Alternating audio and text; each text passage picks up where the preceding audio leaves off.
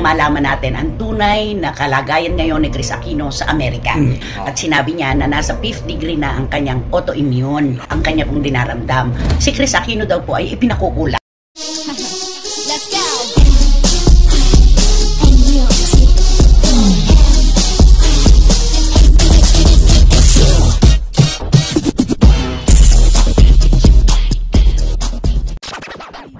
Seryoso po ang una nating paksa dahil lahat naman po tayo naapektuhan nang malaman natin ang tunay na kalagayan ngayon ni Kris Aquino sa Amerika.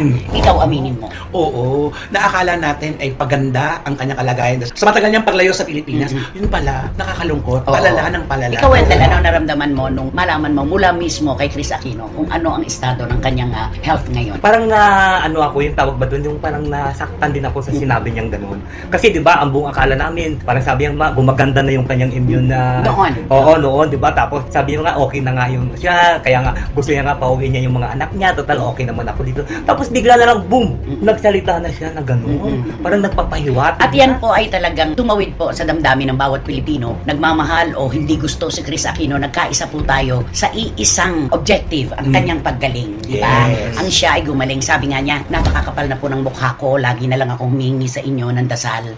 Pero this time, yung kumbaga sinabi niya na, mas kailangan ko ngayon ng maigting na panalangin dahil sa kalagayan ko. Doon ka kakabahan, mas kailangan. Kung doble na tayo magdasal, gawin pa natin triple, basta marugdog. Tama ba na marugdog? Kasi siya na rin po ang nagsabi sa atin na ang mga natitira pang panahon ng kanyang buhay mula po dito sa pagsasalita niya ay hiram na lamang. At sinabi niya na nasa 5th degree na ang kanyang autoimmune, ang kanya pong dinaramdam. At talaga naman pong lahat tayo, kalahati ng puso natin ay nagpunta sa kanyang pakiusap. Diba?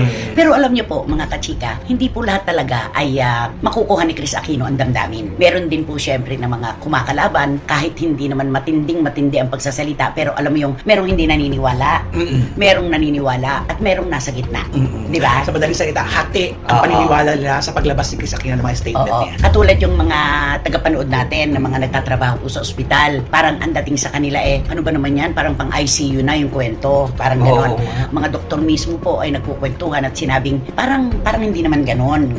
Pero yung mga nagmamahal po kay Kris Aquino, tunay po na naramdaman kung ano yung bigati na kasalukuyan niyang dinaramdam, di ba? Dito po ay nabuksan sa Amerika, talagang kalat na kalat po talaga ang kwento doon at maging dito sa Pilipinas na si Kris Aquino daw po ay ipinakukulam.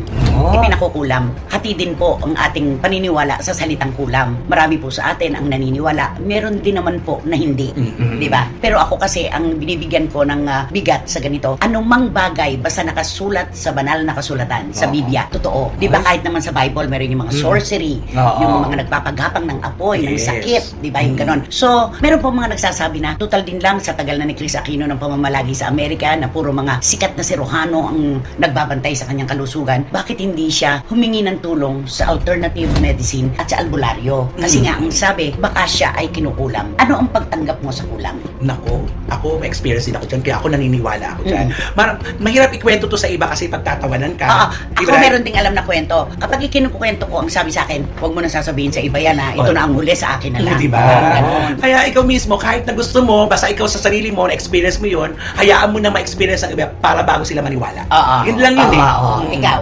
Ako naniniwala ako sa kulang talaga. Okay, so tayong tatlo talaga, dahil po sa karanasan, kami po ay naniniwala. Meron kang kwento, meron ako, meron ka din. Unahin mo yung kwento mo. Naku, eto na nga. Actually, yung kapatid ko mismo ang naka-experience niyan. Nakakala ko talagang mamamaalam na siya. Talagang yung sakit niya na pabalik-balik, na pinadoktor na, wala naman natutagpuan. Laging gano'n. Isang araw, sinumpong na to death na 50-50 na sa ospital. Texas na. Nagpirma na ako ng Nag-waiver ka na. Nag-waiver ako. Sabi ko, wala namang gagawin. Ilabas na lang natin yan. Sabi ko, kaysa mamatay. Kasi pag namatay sa ospital, mas mahal, di ba, Nay? Total, sabi ng doktor, wala na. Sinukuan na. Oo. Sabi ng doktor, may ano lang yan, ilang oras na lang yan, ilang minuto, mawawala niya kapatid. Siyempre, biglang sabi, eto na, isipin na lang natin, sumusugal na rin lang tayo, isugal natin ng bonggang-bongga, ilabas na natin yan. Alam na, nung nagpasya kami ng ilabas, nung pagtanggal ng mga tumayo ang kapatid ko. Ba't ganun daw po ang mga senyalis ng kinukulang? Kapag nagpapagamot ka, kinukontra kasi. Lalo. Tumayo na, yung isipin, pirma na ako ng waiver tata. Tumayo! Sabi sa ako, may luwi na tayo. Hindi ko makakalimutan, uwi na tayo. Pag-uwi na. So karanasan. Karanasan. At ikaw mismo, di ba? Kaya ramdam ko, nakita ko yung pagbabago ng boses, yung pag tinatawas, may mga nakikita ka kung iba-iba, mga nilalagay na mga kawayan na nilalagay yung kawayan na iniipit dito. Iniipit lang yun, na parang paso-paso. Sumisigaw. Ikaw, ano yun, palagay ko wala ka namang... Hindi, yung father ko kasi nagkasakit noon. Di syempre, ano sa doktor. Syempre yung iba naman yung mga matatanda doon sa amin, hindi naman naniniwala gano'n. Sabi, kasi lumalaki yun dyan. Sabi niya, naku, siguro kinulam yan. Dali niyo doon sa lugar na ito, sa Bago City, gano'n niya. Ano ito. Tapos, pinunta namin doon yung matanda. Ang sabi na lang doon ng matanda, sabi niya, dalhin niyo rito yung kanyang damit na suot. Oo. Di syempre, dinala yung damit na suot. Pagkatapos, dito na, sabi niya doon, isusuob niyo. Alam niyo ba, isusuob yung ng apoy, ng mausok, pausok pa na gano'n para daw mawala yung kanyang sakit ng tiyan at para mano. Pero syempre, iba pa rin yung ibig sabihin yung paniniwala natin na sa Panginoon. Di syempre, nagdadasal din kami na sana hindi totoo yung kinulang siya kasi na para na ibig sabihin gumaling siya. Yun, nung ibinala ng Christians ng damit doon, pinag-anuan niya. Yung parang may binabasa sila na parang hindi mo maintindihan. Oo, tapos sabi ang ganun yung nga, isusuob daw, ganun. Tapos ito, palagi niyo ibibigay sa kanila. Pagdating ng alas 6 daw ng gabi, yun daw yung damit na isusuot sa kanya para mawala. Gumaling. Gumaling siya pang samantala, pero syempre ganun talaga yung pabalik-balik. Okay. Ako din po dati hindi ako naniniwala sa kulam. Hanggang sa isang araw na patunayan ko sa aking sarili at ng mga kababata ko na meron talaga. Kasi nakakita ako talaga ng isang kinulam, kinukulam. Merong isang manggagamot mula sa Pangasinan na dumayo doon sa lugar. Hindi sila magkakakilala. Inimporta lamang para gamutin yung labas-masok sa ospital na hindi malaman ng mga doktor kung ano ang sakit. Gumagastos sila pero walang paglakas na nangyayari doon sa pasyente. Ang sabi niya, dinig na dinig namin, tabi ng kalye lang kasi yung bahay. Dinig na dinig namin, ngayong umagang ito, kapag dumaan ng isang babae na nakapandong ang ulo, lilingon siya sa bahay ninyo, siya ang tumatrabaho sa iyo.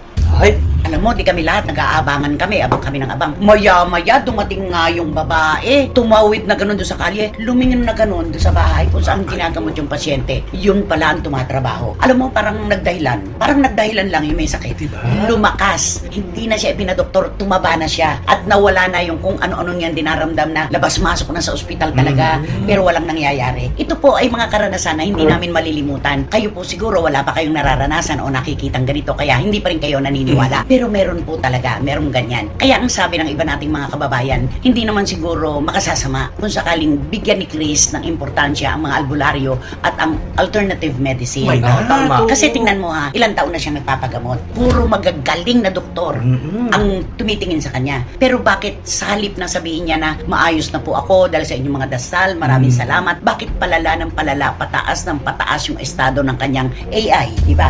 Tapos sinasabi niya ngayon, pati yung kanyang lungs may tama na, may mga kalmot. Pagkatapos, yung kanyang heart daw po, yung mga muscles ay talagang, matitigas.